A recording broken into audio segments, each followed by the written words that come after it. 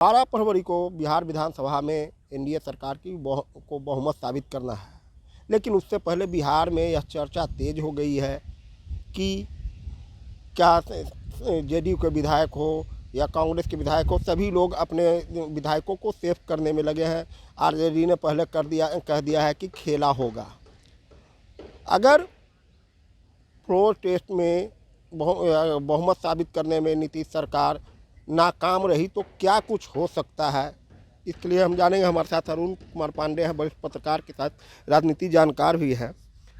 अगर ऐसा होता है तो क्या होगा?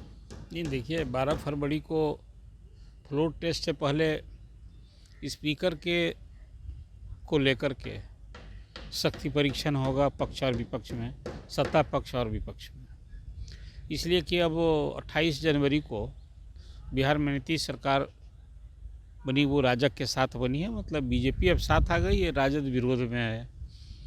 और यही कारण है, राजद कोटे से स्पीकर हैं अवध बिहारी चौधरी, तो उसी दिन राजग की ओर से नंदकिशोर यादव जो बीजेपी के वरिष्ठ नेता हैं, उन्होंने यहाँ अविश्वास प्रस्ताव का संकल्प दे दिया है कि हम लोग लाएंगे। और जो नियम प्रक्रिया है उसमें 14वें दिन के बाद वो संकल्प हाउस में आएगा, तो वो 12 फरवरी को हाउस हो रहा है। आप जानते हैं कि बिहार विधानमंडल का ये बजट सत्र का पहला दिन और पहली सीटिंग होगी, तो पहले तो राज्यपाल का अभिभाषण होगा। वो बगल का जो अभी जिस बिल्डिंग के सामने आप बात कर रहे हैं उसके पीछे सेंट्रल हॉल बना है, वहाँ राज्यपाल का अभिभाषण होगा। और उसके बाद जब यहाँ हाउस असेंबल होगी, तो जब तक स्पीकर के खिलाफ जो अविश्वास प्रस्ताव का संकल्प आया है सदन में विचार के लिए स्वीकार न हो जाए, उसकी प्रक्रिया तय है, तब तक अवध बिहारी चौधरी को उस कुर्सी पर बने रहने में, अध्यक्ष का दायित्व निर्वहन में कहीं कोई संवैधानिक और वैधानिक अड़चन नहीं है।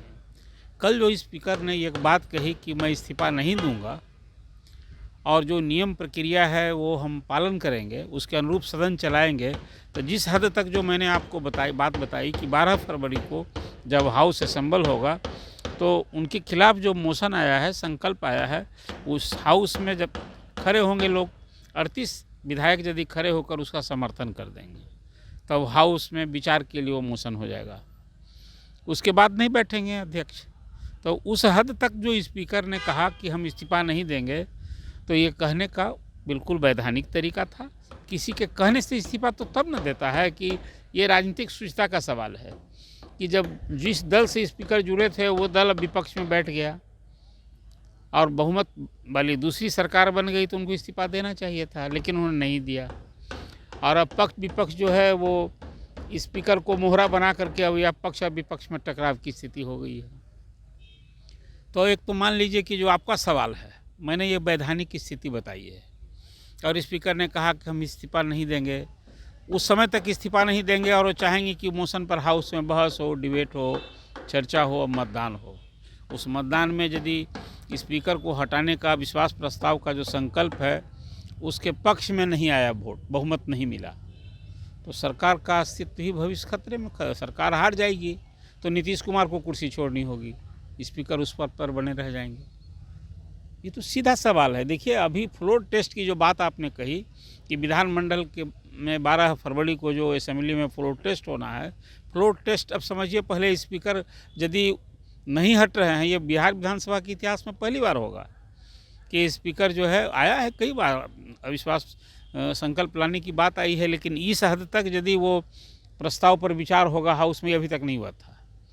और फिर मतदान की बात आपने कह दी है कि मतदान में यदि सरकार नहीं उसको करेगी तो सरकार चली जाएगी, नीतीश कुमार को कुर्सी छोड़नी होगी।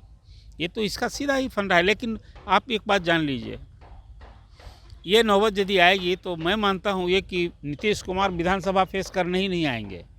आप पूछिए कैसे पता चलेगा उनको।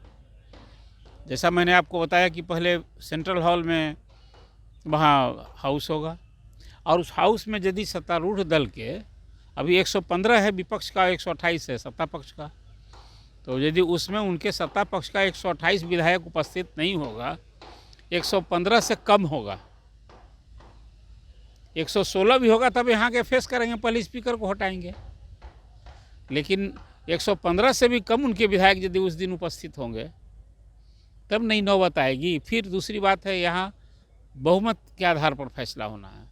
हाउस में यदि 122 बहुमत का आंकड़ा होता है और उसमें यदि सत्ता पक्ष की ओर कुछ लोग विधायक अनुपस्थित हो जाए, कुछ पाला बदल ले, और वो जैसा आप बता रहे हैं कि अवध बिहारी चौधरी के पक्ष में यदि 115 भी तो उनका है और उसमें यदि 8-7 और विधायक मैंने 122-60 विधायक और जुट जाएंगे तो सरकार चली जाएगी।